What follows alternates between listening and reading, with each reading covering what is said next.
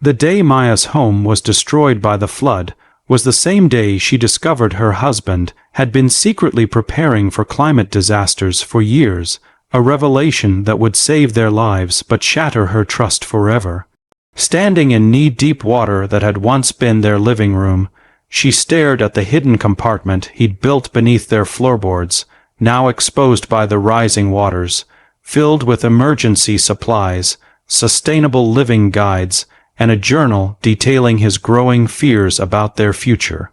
How could she have missed the signs that Alex had been living a double life of quiet desperation while maintaining their normal suburban existence? As the waters continued to rise around them, Maya faced an impossible choice: cling to her anger at his deception or embrace his foresight that might be their only chance at survival. "We have 20 minutes before the second surge hits," Alex said, his voice steady despite the chaos. "Everything we've built here is gone, Maya, but I've prepared a place somewhere we can start over." His eyes, usually warm and inviting, now held a wild intensity she'd never seen before. Maya clutched their family photo album to her chest, the only memento she'd managed to save, and felt the weight of their 15 years together pressing down on her. What else didn't she know about the man she'd shared her life with? And more urgently, what exactly had he seen coming that had driven him to such secretive preparations? They escaped in Alex's modified electric truck, its solar panels gleaming in the afternoon sun as they navigated through streets that were rapidly becoming rivers. Maya watched her neighborhood disappear in the rearview mirror, the community garden she'd helped establish now submerged under murky water. The garden was just the beginning, Alex explained as they drove away from the city. "I've been learning about regenerative agriculture, water harvesting systems, and energy independence for years. I wanted to tell you, but I was afraid you'd think I was paranoid." Their destination was a small plot of land in the foothills, 3 hours from their former home. As they crested the final hill, Maya gasped at what came into view. A modest but beautiful Earthship home, partially built into the hillside with large south-facing windows and a living roof covered in native plants. "I built this with a community of like-minded people," Alex said quietly. "We've been working weekends for almost 2 years. It's not finished, but it's ready enough." Maya stepped out of the truck, her mind reeling with questions. Who were these people? How had Alex found the time? And most importantly, why hadn't he trusted her enough to include her in this massive life decision? That night, as they settled into their new shelter, Maya discovered the first of many surprises.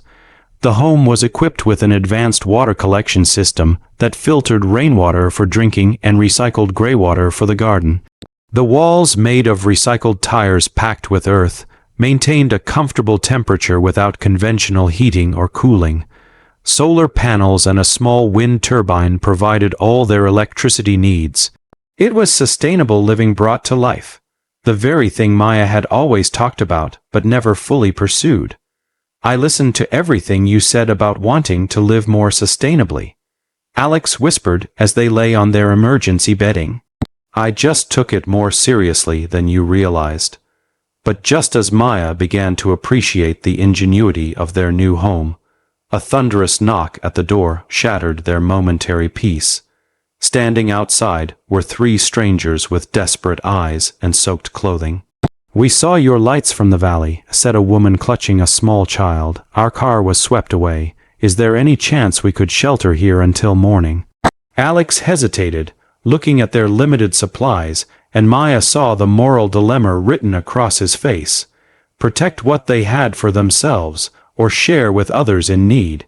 The decision to welcome the strangers changed everything. Over the following weeks, more displaced people found their way to the hillside refuge, each bringing their own skills and challenges.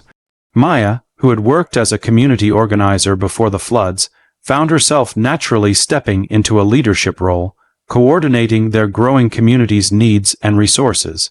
Alex's technical knowledge of sustainable systems became invaluable as they expanded their capacity, but tension remained between them. Each night, they would retreat to their private corner of the Earthship, where unspoken questions hung in the air between them. "I should have told you," Alex finally admitted one evening, 6 weeks after their arrival. "But every time I tried, I saw how happy you were with our life, how optimistic about the future. I couldn't bear to be the one to shatter that." Maya studied his face in the soft light of their home-made beeswax candle. "You robbed me of my choice," she said quietly. "You decided what I could handle, what I should know about our life together." The pain of his deception still felt fresh, even as she acknowledged the gift his preparation had become. Their conversation was interrupted by excited calls from outside. The community had completed their first major project, a series of terraced gardens using permaculture principles that would provide food security for everyone. As Maya and Alex joined the celebration, watching their new neighbors admire the ingenious water-saving irrigation system Alex had designed, Maya felt something shift inside her. This new life born from crisis and deception was somehow becoming more authentic than the one they'd left behind. By midsummer, their hillside community had grown to 37 people living in a collection of earthships, tiny homes, and other sustainable dwellings. They had established trading relationships with neighboring communities, exchanging their excess solar power and garden produce for materials they couldn't produce themselves. Maya had started teaching workshops on quick DIY sustainability hacks, turning plastic waste into useful tools, creating natural cleaning products, and building simple solar cookers from salvaged materials. Her online tutorials, uploaded during their weekly internet connection time, were gaining attention from other climate refugees looking to rebuild their lives. But their growing success brought unwanted attention. One morning, Maya discovered unfamiliar tire tracks leading up to their water collection system. Several solar panels had been damaged, and tools were missing from the community workshop. The group gathered that evening to discuss security concerns, and the conversation quickly became heated. Some advocated for weapons and patrols. Others insisted on maintaining their open-door policy for those in need. As the argument intensified, Maya noticed Alex slipping away from the meeting, his expression troubled.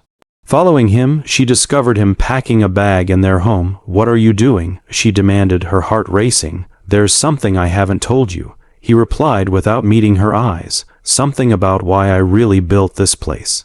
Alex's revelation left Maya reeling. Before the floods, he had been part of a government climate research team that had access to classified prediction models.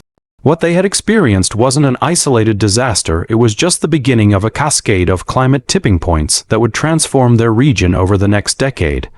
"I signed non-disclosure agreements," he explained, his voice breaking. "Warning you directly would have meant prison. Building this place was the only way I could prepare us without explicitly breaking the law." Now, he explained, former colleagues were tracking down scientists who might share what they knew with the public.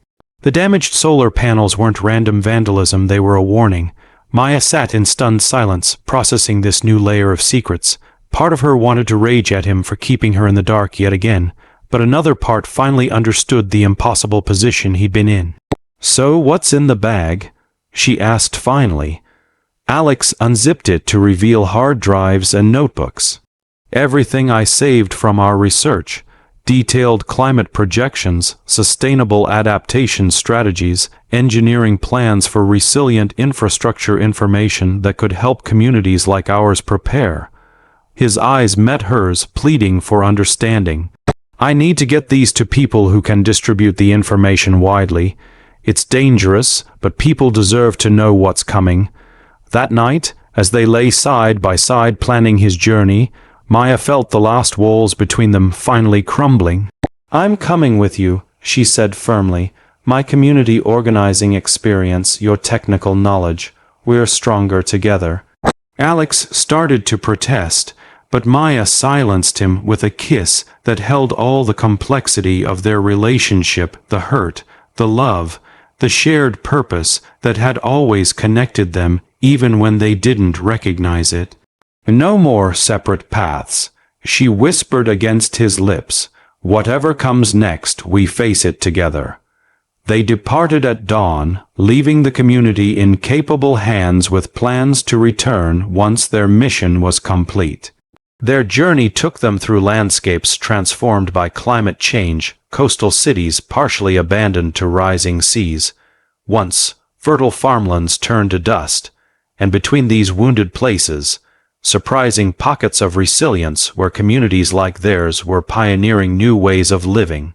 At each stop, they shared their knowledge.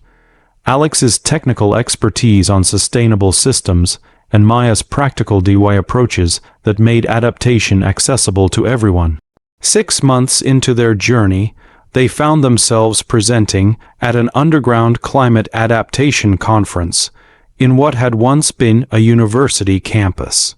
As Maya demonstrated how to build a simple water filtration system using locally available materials, she caught Alex watching her with an expression of pure admiration. Later, he confessed, "I always thought I was protecting you, but watching you these past months, how you connect with people, how you translate complex ideas into practical solutions, I realize you never needed protection. You needed partnership." Their work gained momentum, evolving into a movement that spread through both digital channels and word-of-mouth networks. The DIY sustainability hacks Maya had developed in their hillside community became the foundation for a new approach to climate adaptation, one that emphasized accessibility, community resilience, and the creative reuse of existing materials. Alex's technical knowledge provided the scientific backbone, ensuring their solutions were effective and safe. Together, they were bridging the gap between high-tech sustainability and practical implementation. By early 2026, they had helped establish a network of resilient communities across 3 states, each implementing sustainable living practices adapted to their specific environmental challenges. Their return to their original hillside home was marked by joyful reunion and proud amazement at how their community had flourished in their absence. The single earthship had multiplied into a village of sustainable dwellings. The terraced gardens had expanded into food forests. Most importantly, the community had developed its own governance system based on shared responsibility and collective decision-making. On their first night back, Maya and Alex climbed to the highest point on their property to watch the sunset over their thriving community.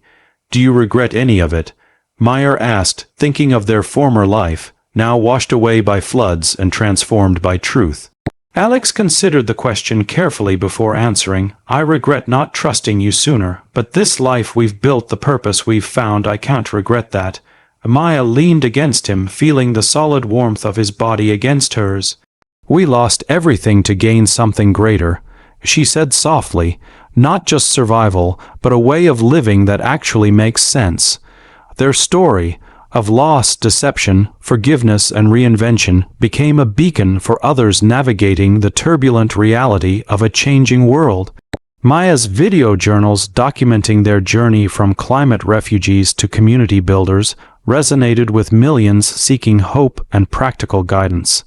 Sustainable living isn't just about surviving, she would say in her most shared video.